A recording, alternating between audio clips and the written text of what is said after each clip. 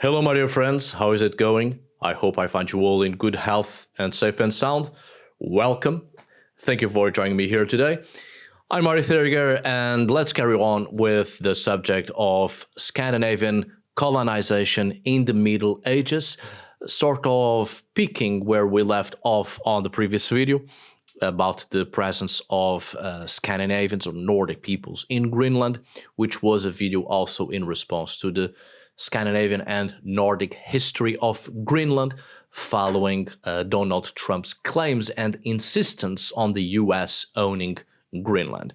Well, in this video, I will try to be very brief on the issue of Scandinavians in the Americas, in Greenland, and then in the Americas, because as you know, the issue of the Scandinavian presence in North America has come back in several discussions, even among academics, again, after allegations that the US President Donald Trump has expressed on the Danish territory of Greenland, which is the largest island in the world, and it is the territory belonging to the territory of the Kingdom of Denmark, which claims sovereignty for historical reasons, directly linked to the discovery, or rather the exploration, and in part colonization or attempts to colonize North America.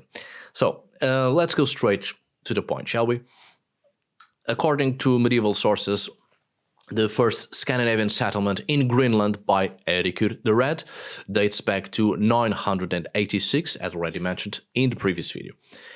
At that time, the northernmost part of the island, that is Greenland, was perhaps still occupied by a few scattered individuals, perhaps a few dozen, belonging to an Arctic culture and ethnicity, while the part occupied by the Scandinavians, that would eventually be occupied by Scandinavians, the extreme southwest, was inhabited at the time, at least according to the archaeological evidences so far. The Greenlandic community was linked to Norway by linguistic and religious issues, being a diocese incorporated into the Archdiocese of Nidaros, today Trondheim, in Norway. In the mid-13th century, the Greenlanders decided to submit to the Kingdom of Norway in order to be able to count on its economic support in exchange for the payment of taxes. Relations between Greenland, Iceland, and Norway were very, very close. The Icelandic annals mention very frequent meetings between the Greenlandic bishop and his Icelandic counterparts. There were also numerous trade relations and marriages between Greenlanders and Icelanders, right? We have correspondence and deeds or notarial letters, legal documents, especially regarding the ownership of property or legal rights, that prove all of this. That has been said thus far. Dozens of Nordic archaeological sites have also been discovered, in addition to the Felsi stone church and the remains of stone buildings from the Diocese of Gardar. Numerous farmsteads were unearthed as well, along with a huge amount of objects of everyday use, of artistic value, and much more. And because the ground in Greenland freezes, bodies buried in cemeteries were preserved along with their clothing, which allows us now to know that Greenlanders dressed in European fashion.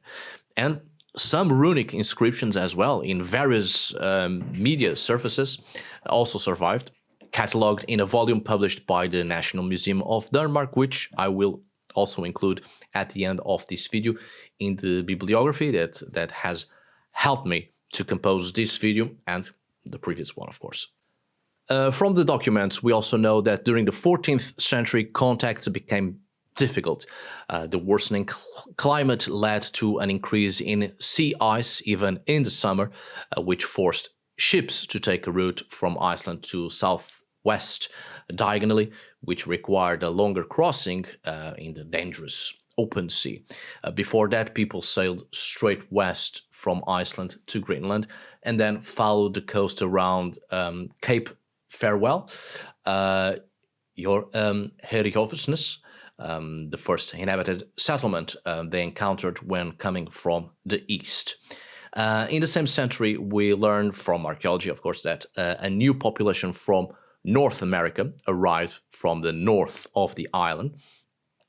This was a very different and unrelated population to the nearly extinct one that had previously been found in the north of the island, Greenland.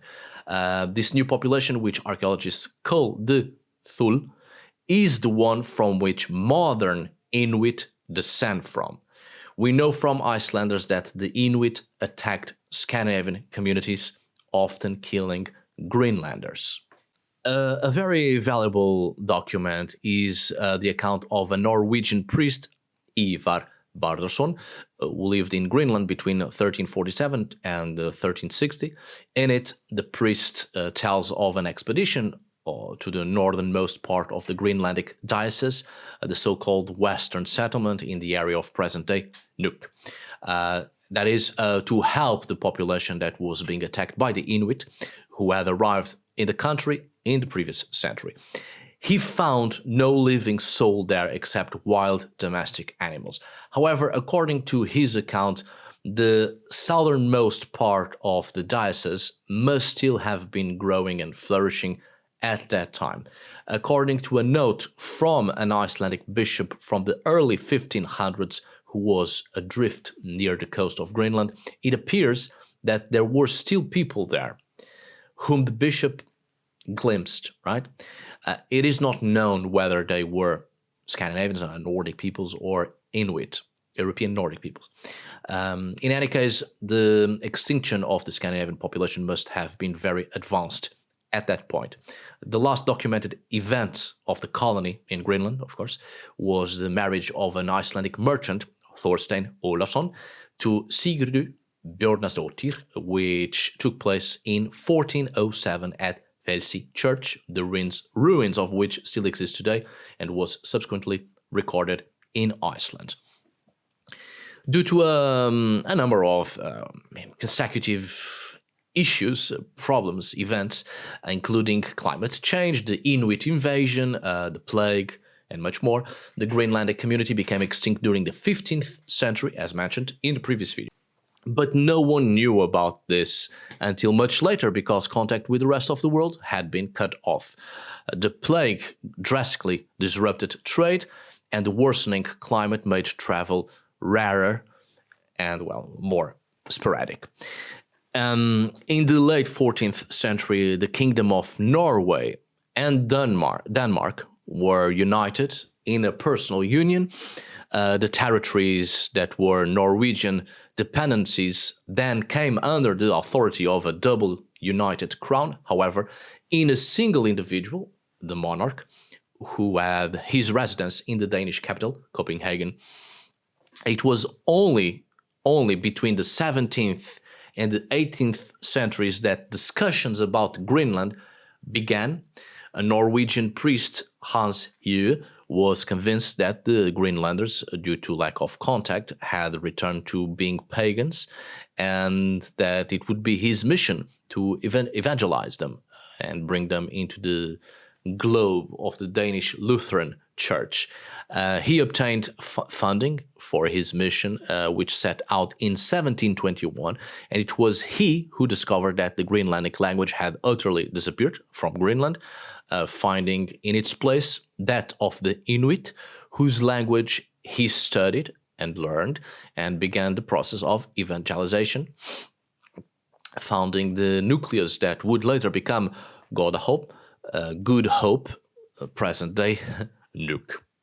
Well, according to the sagas, it was a man named Bjarni Herjolfsson who sighted America on a voyage from Iceland to join his father, who had moved to Greenland along with Herikur the Red.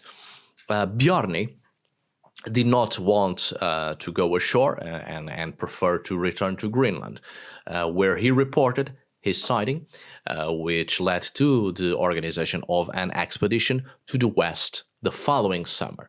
The leader of this expedition, of course, was Herikur the Red's son, Leifur Eriksson, and Bjarni reported seeing a land covered in glaciers and rocks, then a mountainous and forested land, and finally a land with a mild climate where he attempted to establish a colony. These three lands he called Helluland, the land of rock slab, Markaland, land of the forest, and Vinland, land of wine.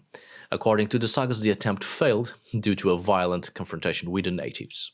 For a long time, it was believed that the saga was a fairy tale, and only in the early 19th century did some Danish scholars suspect that it might have something with a historical basis. The debate continued until the 1960s, when two Norwegian archaeologists located an archaeological site that put an end to the controversy, the case of Lanzhou Meadows, the archaeological evidence of the Norse presence in America. The idea that Norse sailors reached America well before Christopher Columbus is now an established fact in archaeology. The Lanzhou Meadows site, located in Newfoundland, Canada, is the most concrete and studied testimony of this presence. But the question here is, what is the material evidence that confirms this discovery, and how did archaeologists reconstruct the history of Norse settlement in the New World? Well, Lanzhou Meadows was brought to the attention of scholars in the 1960s by archaeologists Helge and Anne Steen Ingstad. Their research, based on the aforementioned Icelandic sagas, led them to explore the North American coast in search of Scandinavian settlements. After noticing features consistent with Norse sites in Norway and Greenland, systematic excavations began, which led to the discovery of structures clearly attributed to the Scandinavians. In 1961, archaeological excavations began, which brought to light the foundations of 8 buildings with typical turf and timber architecture, similar to those found in Greenland and Iceland. Subsequent studies conducted in the 1970s, and more recently with advanced technologies, have confirmed the Norse origin of the site beyond a shadow of a doubt. Archaeologists have found several artifacts that attest to the Norse presence at Lanzhou Meadows, housing structures. The buildings found present an architecture characteristic of Nordic settlements with turf and wood walls as used in Iceland and Greenland. Iron nails and metalworking remains, right? The presence of iron slag and an anvil suggests that the Norse worked iron at the site, an activity unusual for indigenous peoples at the time. Nordic artifacts as well. Among the finds are a stone spindle, indicative of spinning, a fragment of a bronze brooch, and tools typical of Scandinavian culture. Botanical remains. Archaeobotanical analyses have revealed the presence of pecan trees,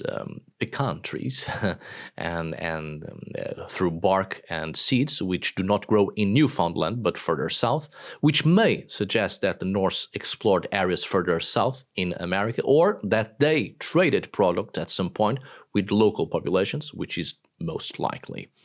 And radiocarbon dating, of course. Excavations have revealed organic materials dated between 919 and 1050 of the Common Era, a period consistent with information from the Norse sagas about the colonization or attempts to colonize Vinland, the land of wine. Lanzhou Meadows is so far the only known Norse archaeological site in North America, but research continues in attempts to locate more traces of the Scandinavian presence there. New remote sensing techniques and ancient DNA investigations may provide further evidence of pre-Columbian transatlantic contact. The discovery of this site revolutionized our understanding of the history of European exploration and colonization, demonstrating that Scandinavians had reached the New World, some 500 years before Columbus. And between these Scandinavians and Columbus, the Portuguese had also been there before, drawing very detailed maps of the western coast of North America and the land of what is now northern and eastern Canada and the United States as well, which Columbus only had to follow from the existing maps of the time.